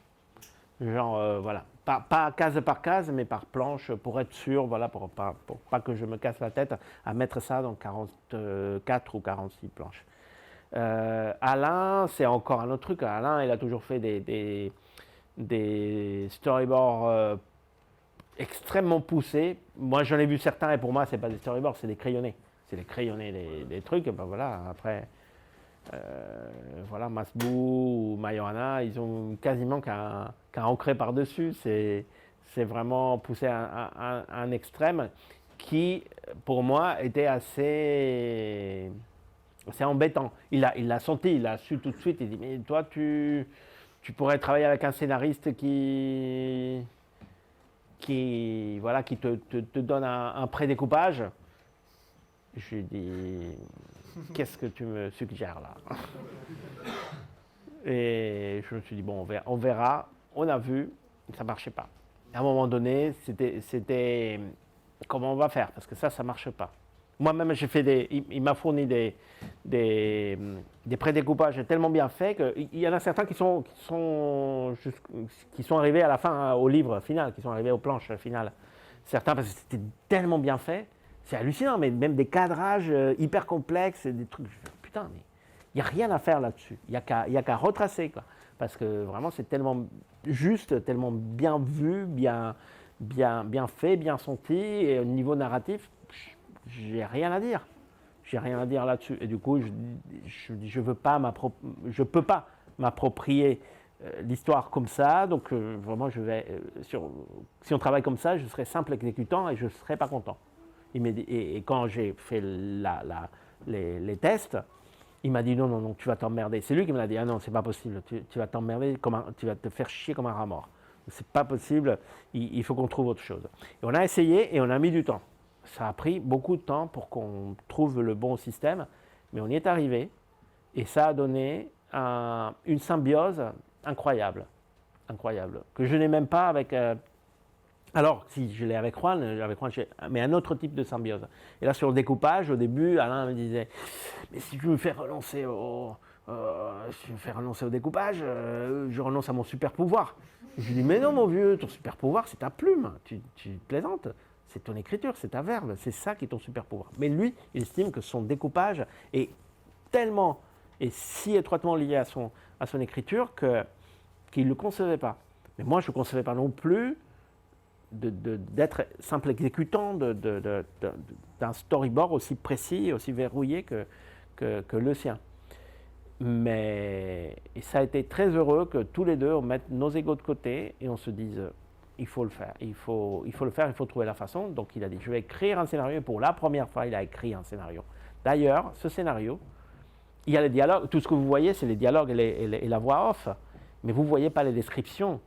Et ce n'est que trop tard que je me suis rendu compte qu'on n'avait pas utilisé le scénario. Ce scénario, c'est un roman, c'est une merveille, les descriptions d'Alain, des situations, le passage de la jungle, c'est extraordinaire et ce n'est que trop tard que je me suis rendu compte qu'on ne l'a pas utilisé pour un tirage de luxe. Vraiment, ça aurait eu toute sa place dans le tirage de tête de Black and White. Et peut-être qu'on l'utilisera à un autre moment parce que vraiment, ça vaut la peine. Bref, il a écrit pour la première fois un scénario et on a décidé que je ferais le premier jet du découpage, mais qu'après, on le réviserait ensemble. Et moi, je ne m'attendais pas à ce que la révision soit aussi dure parce qu'il était intraitable. C'était non, ça, ceci, cela, non, là, cette case, il faut qu'elle saute, machin. Et du coup, on collaborait. Et là, on le faisait en discutant. Et chacun apportait ses raisons. Et à la fin, on s'est retrouvé avec un langage narratif qui n'est ni le sien ni le mien, qui est une synthèse des deux, qui fonctionne de feu de Dieu et qui nous a tous les deux satisfaits, qui nous a donné énormément de bonheur à travailler comme ça, qui nous a amené à des situations de travail, à des moments de brainstorming, d'échanges, mais palpitants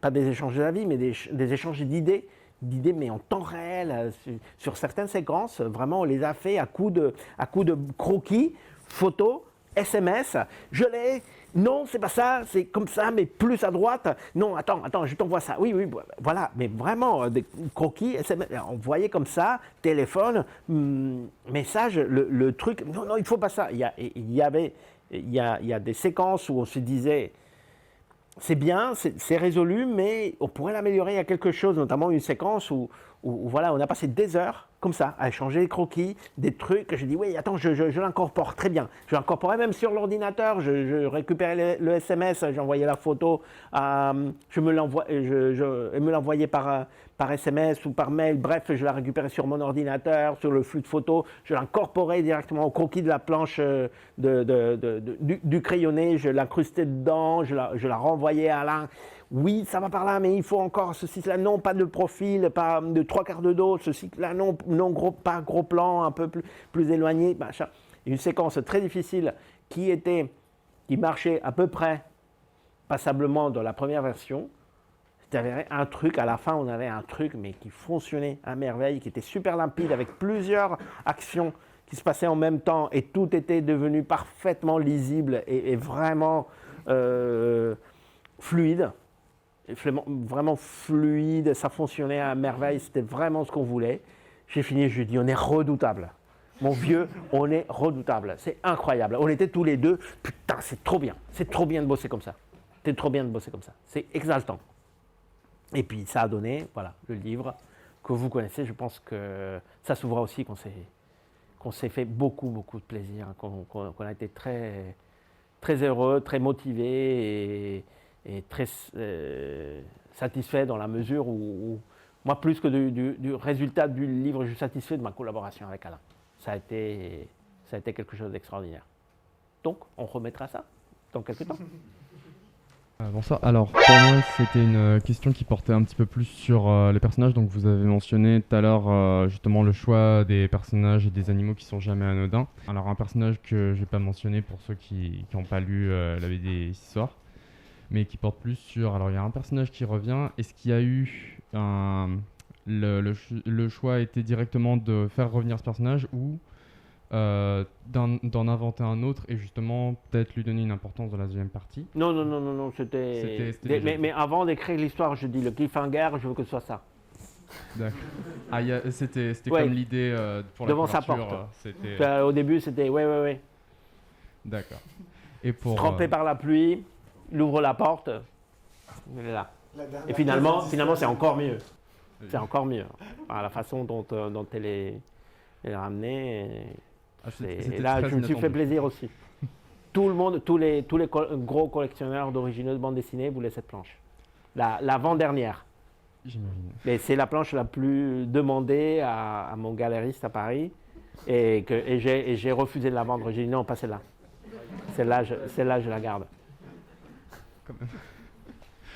Et du coup, la deuxième question que j'avais mentionnée avant, c'était pour le choix des animaux, donc pour le choix aussi des situations, du coup, parce que ça peut peut-être influer dessus. Est-ce que vous avez ça vient comme ça, le choix de, ah bah tiens, tel personnage, je le vois bien avec tel animal ou telle situation. Est-ce que d'ailleurs, pour les scènes de foule aussi, ça influe beaucoup le choix de, on va mettre tel type d'animaux ici, ou il y a une base déjà présente pour le choix de tout ça? Non, mais c'est ce que je disais, la base est dans le scénario. Chaque nouveau personnage présenté est déjà décrit par Juan comme tel ou tel animal. Toujours entre parenthèses, on voit Solomon, entre parenthèses, un faucon, qui est qui est debout sur une poutre par-dessus le vide, machin, voilà. Mais toujours l'animal que c'est. Et à chaque fois, les choix, enfin pas le choix, les critères pour le choix sont multiples. Ils sont très variés, ça peut être... mais c'est jamais gratuit, c'est ce que je disais tout à l'heure. C'est rarement banal et jamais gratuit. Ça peut être le simple aspect physique du personnage, de l'animal, sa carrure, le fait qu'il soit très grand, qu'il soit petit, qu'il soit très mince ou qu'il soit très gros. Le fait des attributs qu'on lui connaît, parce que maintenant le lectorat de BD a un certain niveau de culture et connaît des choses qu'il y a 100 ans, les gens ne connaissaient absolument pas, ils ne savaient pas à quoi ressemblait un éléphant, ils savaient pas à quoi... Enfin, ils auraient vu un éléphant, une photo d'un faux éléphant. Je ne parle pas de l'éléphant de, de l'éléphant de Nantes, mais ils auraient vu la photo d'un éléphant mélangé avec un hippopotame, un truc comme ça, un trucage, ils n'auraient pas su. Ils n'auraient pas su si c'était vrai ou faux, parce qu'on ne connaissait pas. On ne connaissait pas ces animaux avant. J'ai vu des gravures d'éléphants du Moyen-Âge et tout ça. C'est un truc, ça ne ressemble absolument pas à un éléphant, mais les gens ne les avaient jamais vus. C'était d'oreilles qu'ils entendaient à quoi ça ressemblait tous ces animaux exotiques en Afrique et en Asie. Donc, ça peut être... donc, ces attributs qu'on les connaît parce que maintenant, on a tous vu des documentaires, on sait des choses sur les félins africains, les lions, les éléphants, les hippopotames, on sait quels animaux sont carnivores ou herbivores. On sait quand même faire la distinction entre un reptile, un oiseau, un amphibien et un mammifère, alors qu'il y a quelques décennies, beaucoup de gens, la plupart des gens n'auraient pas su le dire. Il y a le rôle des animaux dans les fables, dans la littérature classique jusqu'à la Bible, et dans la culture populaire, parce qu'il y a énormément de récits animaliers dans la culture populaire. Depuis le dessin de presse fin 19e, il y a déjà énormément de dessins animaliers. Et puis après, dans la bande dessinée, dans le dessin animé, nous, nos générations, la vôtre, la mienne et celle d'avant, on a été abreuvés de dessins animés de Walt Disney, de Warner Brothers, de Hanna-Barbera, toujours avec des animaux rigolos. On voit, il y avait, je ne sais pas comment il s'appelle, ce lion d'Hanna-Barbera, c'est un lion qui a un copain, c'est un hyène. Et l'hyène, il est triste, c'est un hyène qui ne rit pas. Donc tout de suite, c'est drôle parce que tout le monde sait que les hyènes, ça rit. Alors que, qui savait ça il y a 100 ans? Donc voilà, un personnage d'hyène, tout de suite, tu sais, c'est un personnage qui va rire.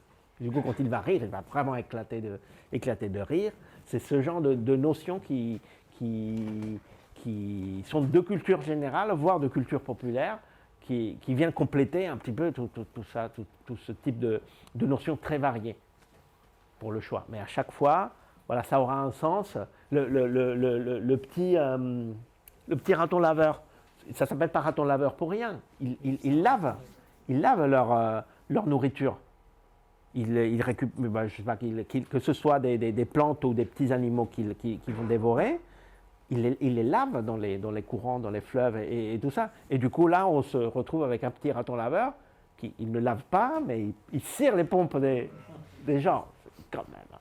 Voilà, il y a toujours des petits clins d'œil. Et finalement, c'est des clins d'œil aux gens. Et il y a des gens qui vont percuter sur le truc et d'autres non. Et quand les gens percutent sur le truc, ça, c'est glorieux. Il y a, pour le tome 1, anecdote encore, il y a un gars qui nous a fait une réflexion, je ne sais plus comment il nous l'avait... Je crois qu'il l'avait posté sur un forum de bande dessinée par rapport au renard, au lieutenant. Dans le premier tome, vous l'avez constaté, tous les flics sont des chiens. Mais il dit, mais Black Sad est amené à confronter les hommes de main de Statok. Ils sont des témoins qu'il a tués, sauf qu'il y a le lieutenant qui va être là et va se prêter témoin, comment on dit, non, il va se déclarer témoin. Le commissaire va lui dire, bah voilà, monsieur, il n'a pas pu faire ce que vous dites parce qu'il était surveillé par le lieutenant ici présent. N'est-ce pas, lieutenant? Il est un. Et le lieutenant, c'est un renard. Et il disait, les chiens sont des flics. Et du coup, on se retrouve avec un autre canidé, mais qui n'est pas un chien. C'est un renard qui a ce côté sauvage, totalement indomptable, parce que ce n'est pas possible de domestiquer un renard. Et du coup, c'est lui qui va apporter le mensonge dans le truc. Et il a fait le rapport avec ce mensonge et le côté incontrôlable, sauvage du renard. Et là, je me suis dit, putain, même moi, je fus que du feu, quoi. Et le fait qu'un lecteur l'ait interprété avec autant de finesse, putain, je suis tombé des nues. Moi, j'avais une question par rapport à une adaptation cinéma, peut-être de Black Sad, parce que quand je lis Black Sad, j'ai toujours une impression de mouvement dans chaque case, même pour des petits détails, des expressions. Des fois, il y a des stretches importants au niveau des sourcils. Les bastons, des coups de couteau qui passent. Et du coup, pour moi, je vois très très bien ça passer au cinéma.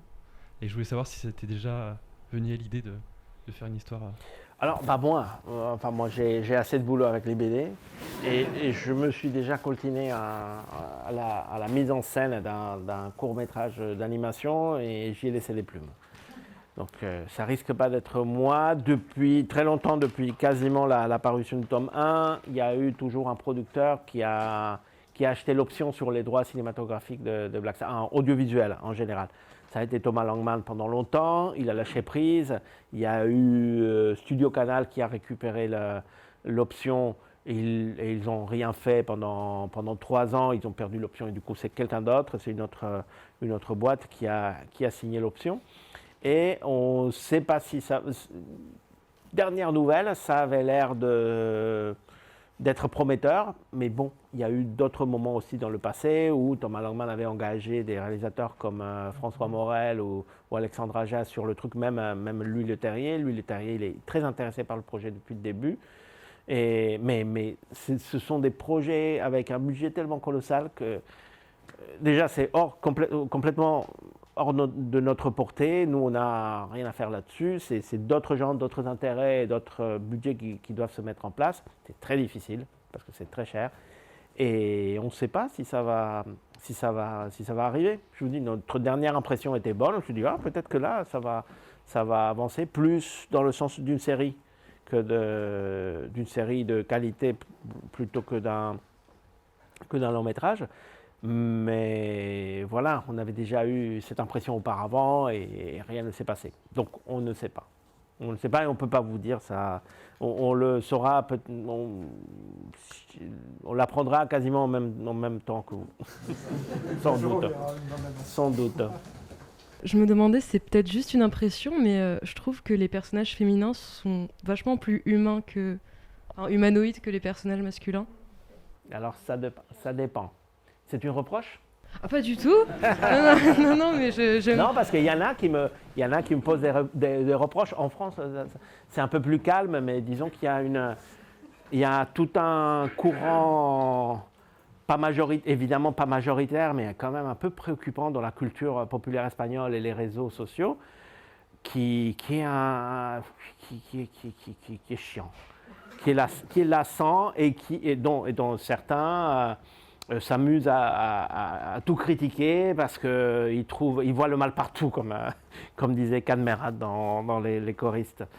Là, non, c'était Junio, justement, qui disait à Cadmerade. Bref, on m'a accusé de sexisme parce que je dessine de belles femmes et que c'est sexiste, parce que c'est des femmes sexy. Et puis, quand je dessine des femmes qui pourtant sont très féminines, je m'efforce toujours à ce que mes personnages féminins soient très féminins, et qu'il y ait une féminité qui soit belle et présente, même si le personnage n'est pas dans les canons de beauté. Il disait, oui, mais il fait des personnages féminins qui ne sont pas humanisés quand c'est des ménagères ou des maîtresses d'école. Bon, je trouve ça quand même un peu tordu. Alors que, je pense que le personnage de la petite ménagère dans le premier tome, la petite sourisette, Miss Grey, dans le tome 2, la maîtresse d'école, c'est une biche, je les trouve, j'ai mis du bien et je pense qu'on ne peut pas me reprocher d'avoir fait des personnages qui manquent de féminité. Ouais, non, je sais bien que c'est pas de votre... Je sais bien, j'ai parfaitement compris. Il y a, dans les personnages, disons, beaucoup de personnages. Les personnages qui pourraient être amenés à avoir une relation avec Black Sad, elles sont un peu... ce sont toujours des chats, parce que sinon c'est un peu bizarre. Ça peut être un peu bizarre, donc c'est un peu un clin d'œil quand on voit le personnage d'Alma arriver, on se dit « Ah, mais elle, c'est un chat, c'est une chatte. » Peut-être qu'ils font un beau couple. Bref, il y a quand même des éléments animaux, mais ils sont plus humanisés parce que de toute façon, on essaie de coller à des standards de visage d'une beauté humaine. Quand c'est des personnages un petit peu plus animalisés, comme les sœurs dans Arctic Nation, donc Dina et Jézabel, elles ont un vrai museau d'ours, elles ont des vraies oreilles d'ours, mais il y a toujours quelque chose d'assez humain. Selon quel angle, sous certains angles, elles passent encore par des personnages presque humains.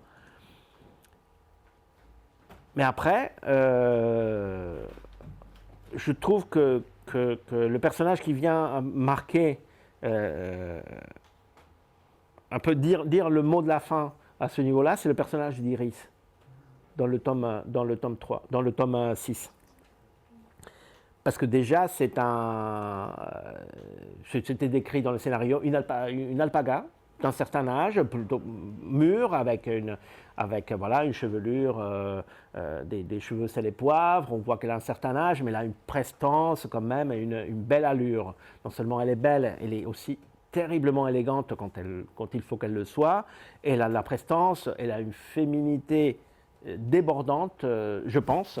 Et pourtant, elle n'est pas humanisée, à part le corps évidemment, mais elle n'est pas humanisée du tout. Elle a une tête d'alpaga. Elle a une crinière d'alpaga, elle a un coude d'alpaga, c'est un camélidé, et pourtant, c'est un personnage féminin, beau. Je pense qu'elle est belle, elle est sexy pour son âge. Et en plus, j'ai un attachement particulier parce que le personnage d'Iris, je trouve que c'est un des personnages les plus forts de l'album, ça c'est clair. Et puis j'y ai mis aussi de quelqu'un, d'une personne que je connaissais, qui était une femme extraordinaire, C'est une femme extraordinaire qui est récemment décédée et qui est une personne hors du commun. Hors du commun, quelqu'un de super, d'engagé, qui a donné sa vie pour les autres, et qui avait un... Elle était, pour tout vous dire, elle était directrice du Secours catholique espagnol à Madrid, vraiment dans la région de Madrid, et au-delà, c'était une personne, mais c'était quelqu'un d'extraordinaire. Et voilà, ce côté engagé, il y a des personnes, des connaissances communes, j'ai montré, je dis, ça vous rappelle quelqu'un? Il fermait la gueule, il ne disait rien. Je dis, allez-y, allez-y. Je dis, ben oui. Et il me dit, ah putain, on ne voulait pas le dire, mais effectivement, ouais, c'est vrai, il fallait le dire, quoi, il fallait oser, quoi. D'une certaine façon, c'est un hommage, un petit hommage que j'ai fait à cette personne, à cette femme. Et voilà, je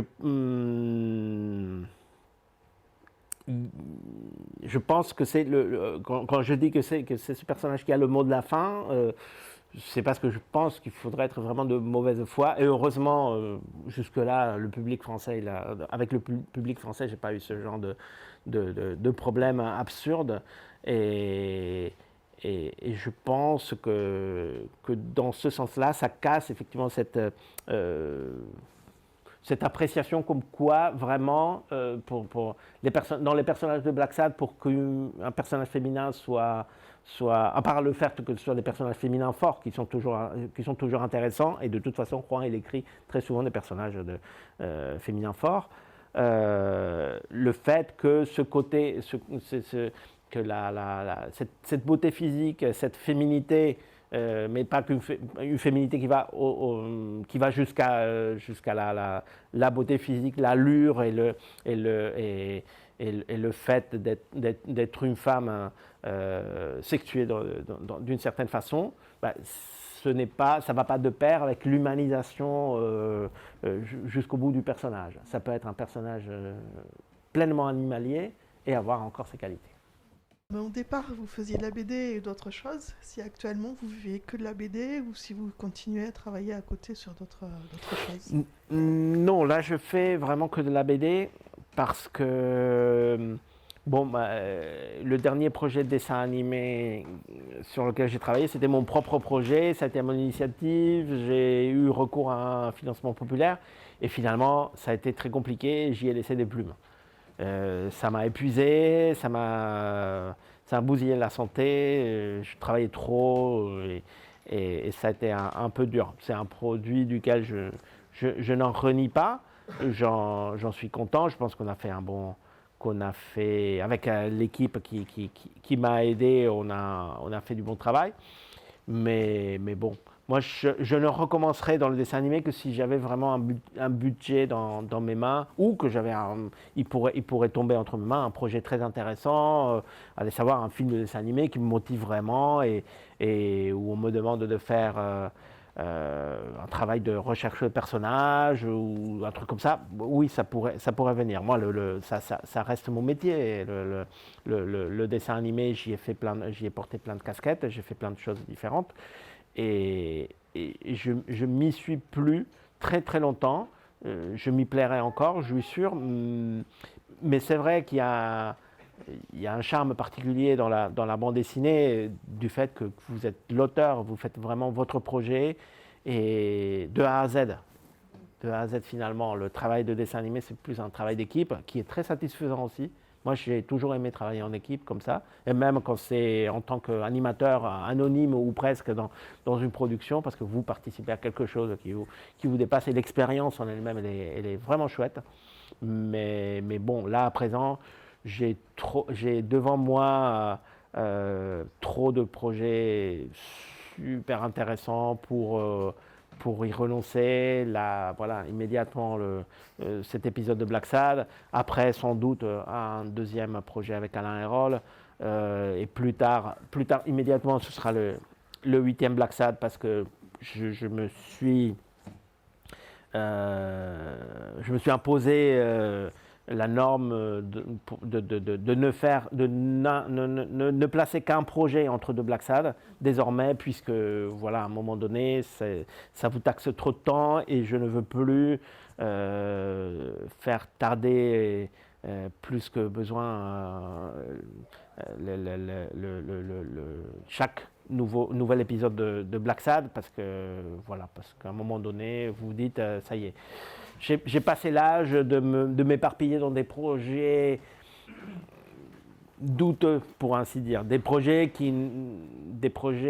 risqués, où je risque de perdre trop de temps, ou même financièrement, c'est pas intéressant pour moi. Là, j'arrive à un moment dans ma vie où je me dis, j'ai besoin de cette stabilité, et je pense que mon partenaire, mon scénariste, il a aussi besoin de ça. À un moment donné, j'ai eu l'impression par moi-même que je le laissais un peu tomber en tardant trop, en travaillant sur 2 projets de suite après le 5e Black Sad, et du coup ça fait que ça a tardé. On a tardé 8 ans à revenir avec Black Sad. C'était un peu trop long. Et je sais que pour mon scénariste, ça a été un petit peu dur à vivre. Pas du fait qu'il n'en avait pas besoin financièrement, parce que déjà il a fait Courtois Maltese entre-temps, donc ça va, tout va très bien. Du coup, il a le droit aux 2 personnages les plus sexy de la BD. Ouais, tu vois. Justement. Ouais, il s'emmerde pas lui non plus. Merci à vous d'avoir participé et de nous avoir écoutés. J'espère que vous avez apprécié. Moi, je trouve qu'il y a eu plein de petits détails croustillants et intéressants sur l'album, et c'est toujours un plaisir de découvrir l'envers du décor et tous ces petits détails qui nous feront relire les albums. Et je disais cet après-midi, Black Sad, ça fait partie de ces albums que je pourrais relire je ne sais pas combien de fois et redécouvrir à chaque fois des choses. Voilà, on en a parlé, il y a plein de petits détails cachés dans les décors, dans les choses à aller grappiller à chaque relecture.